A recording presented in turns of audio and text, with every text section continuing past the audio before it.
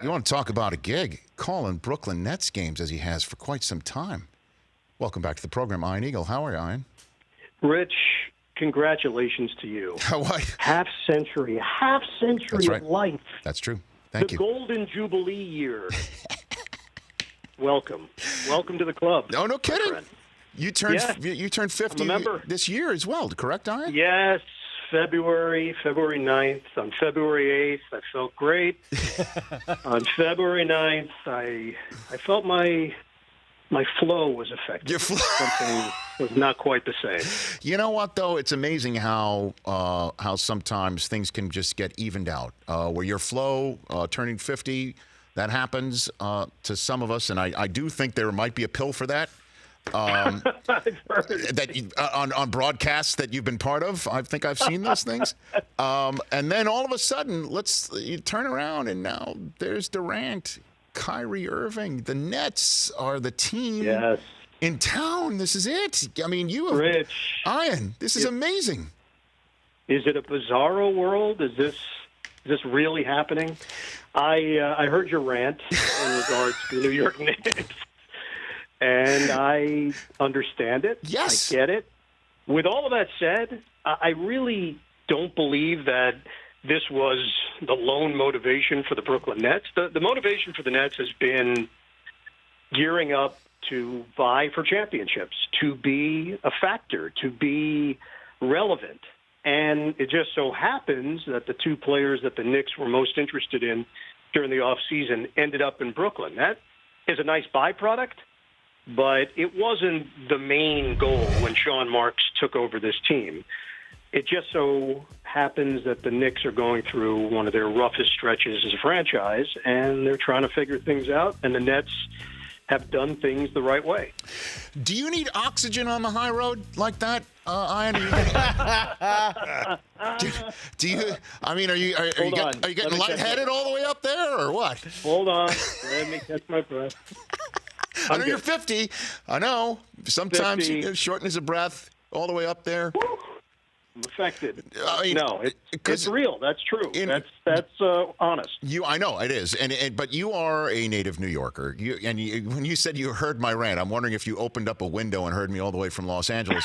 But you know that the Nets have been, even when they made the finals in the early aughts, when apparently they were capturing the fancy of a young Jerseyite named Kyrie Irving, that they never were the game in town, ever.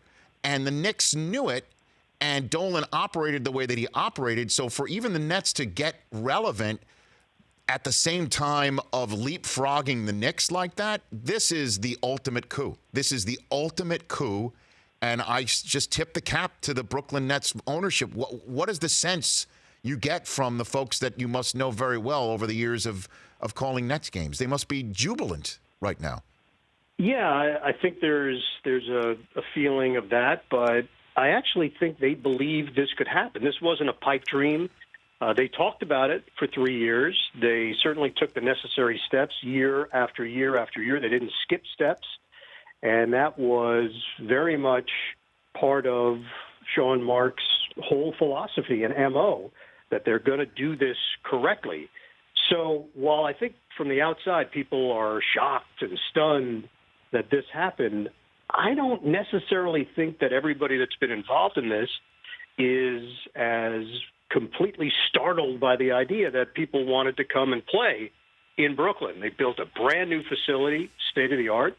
For some, that wouldn't be enough, but you couple that with having the right general feeling around the team, the culture that they've created, the family-like atmosphere, the right people in place in all the right spots, the fact that players around the league talk, the fact that agents around the league talk. This was a confluence of events that met at the exact right time in the exact perfect moment for this franchise. But it's not by accident. It didn't happen out of left field. This has been part of the plan, and they just happen to execute it. Ian Eagle here on the Rich Eisen Show. Been calling Nets games since 1994. Do you remember who was on the floor the first time? Were you at Brendan Byrne Arena? What was your first game calling the Nets? First game, was in Houston. The Rockets were receiving their championship trophies.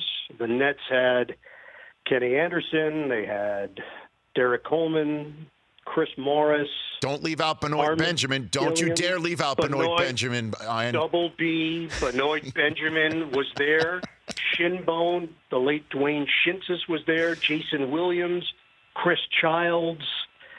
It was a cavalcade. Rick Mahorn. It was a team that I will never forget, and really a bunch of good people, I must say, breaking in at a young age with that squad. They were very welcoming, but it's a far cry from the Swamps right now. And look, let's face it, Rich, having grown up in this area, this doesn't happen if it's in New Jersey. It doesn't. Nope. The Brooklyn part of this equation played a huge role, immense role, in Kyrie Irving and Kevin Durant deciding that this was the right spot. And the Kyrie stuff, that's real. I've had some time with Kyrie here and there through the years, and one particular instance where we had a long conversation, 45-minute conversation about him growing up in New Jersey, a Net fan, going to games, working his way down to closer seats because they happen to be open. That's right. On those nights. Right. And how curious he was about the dynamic on that team with Kidd and with Carter and with Kerry Kittles and Van Horn and Kenyon Martin and Richard Jefferson. These were questions from an all-NBA player, but it was like I was talking to a young fan. That's the level of engagement he had in discussing the old New Jersey Nets. So this also happened to be part of that confluence that you just happen to get a player in Kyrie Irving, maybe one of the rare players that actually grew up a Nets fan. I can't, Iron Eagle here on the show. I still can't believe it. I can't believe it. That Durant, seriously, I can't believe it. The Nets. I don't want to hatch another rant. It's just, what is it like there? I assume you're calling in. Are you in New York? Are you in the area right now? In the New York area? I'm in the Great Garden State. I'm very close. So then what's it like? Are people just losing their minds, calling radio shows and just going crazy? I mean, what is it like in the area to see with Knicks fans now? I think, though, for Knicks fans, it's been an unfortunate acceptance of their fate. I can't even say that Knicks fans were flabbergasted by what happened. They've almost come to expect it at this point, the way things have gone the last few years. The fact that it is the Nets, the fact that they have always looked at the Nets franchise as a complete afterthought, a non-factor, yes, that plays into it to some degree. But I think it's deeper than that for Knicks fans. It's just been so much pain and agony now over time from a fan perspective that they're almost numb at this point to what's happening. And things really do need to change. And I think, by the way, for the NBA, I hope they do change. And I hope for this rivalry it changes, that the Knicks and Nets are playing quality basketball at the same time, both teams, to create a legitimate rivalry instead of the one that is, a bit of a unfortunate media creation because it just hasn't been an actual organic thing. Did you run out of oxygen again? I mean, is that what's happened right there? Because this is, look, Ian, because I remember driving around for the Staten Island Advance in the early 90s, listening to you do the 2020 sports flashes on WFAN and then had your own show. So you know, I mean, this is in your DNA. You know, this, you don't talk about numb. This hurts. It's over. I mean, there's going to be a whole new generation of youngsters that know the Nets for being the Durant, Kyrie Nets, which we're assuming is going to be terrific. And short of Barrett blossoming into some sort of like, Jason Tatum type young third overall pick, right? Or just having something about him and that they're able to create through their own draft and, if you want, front office savvy that Dolan doesn't get involved in, the Knicks are just going to be struggling,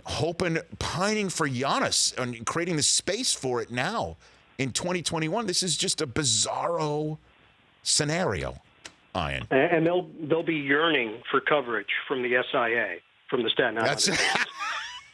Well, as long as they credential them, if they credential them, I don't know if they're pissed at the coverage, and so. Well, the Nets actually might get some coverage in the Staten Island Advance for a change, because they were not getting any of that coverage in '92. It's coming, Rich. But here's the thing: is that it's gonna be an adjustment for a lot of longtime New Yorkers. It's gonna be an adjustment, and it's coming, and it's deserved. The Nets deserve all the coverage, all the buzz, all the attention, all the celebrities. I'm wondering who the first celebrity to go. Like, is Spike Lee going to show up there on a big night? Like, who's going to be the first celebrity to actually go across the bridge that's known for going to Knicks games to go to a Nets game? I wonder who that's going to be. I've heard. I don't want to give too much away. I heard. I guess I can say it, right? Okay, go. What do you got? It's Mel Brooks. That's an odd choice, Ian. That's an odd. No, it's a great choice. I mean, Dustin Hoffman. Anxiety. I mean, this is. Hey, Jay-Z better get ready to have some company out there. Who are the other celebrities who have been there at Nets games? Like regulars, like real regulars, real folks who have really put in the time. Real regulars. Yes, real regulars who are going to be part of the new Nets Celebrity Row. Morgan Fairchild came to a bunch of games. Barbie Benton. No, we're not talking Hollywood Squares. This is not. Sorry, no, you're getting confused again. The Oxygen. I got caught up in something else. It's the Oxygen again. Paul Lind. For the block. Oh my gosh. I think they're ready to open their arms to, of course, any celebrity that's interested in making the jump. Ethan Hawke, in recent years, has emerged as a Net fan. Formerly a Knicks fan, but the Brooklyn allure has brought him to Barclays Center. So I think Ethan's going to be a big part of it. Do you have news to break to Ian? Ian, breaking news. Paul Lind died in 1982. Yeah, so I guess his seat's available. It was a New Jersey Net game. That's my bad. That's what it was. Or no, probably a New York Net game. 82. He might have squeezed into New Jersey for 1 year. No, that's true. Yeah, the New Jersey Nets were born in '77. It's crazy, man. This is truly a remarkable transformation. You're going to be at the mic. This has got to excite you. I understand that we're all folks, but we're professionals. But this has got to be. You got to be fired up for this. Rich, my phone is ringing off the hook. I've had to hire a personal assistant. My life's changed dramatically in the last 36 hours. No kidding. Okay, very good.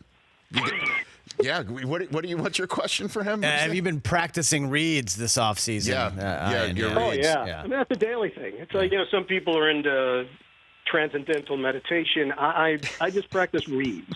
I'm just into the promo. That's what you're doing right now. That's what you're doing. That's what I do. I have some time off to myself, and this is what I dedicate myself to. The games just get in the way of my reads. That's right.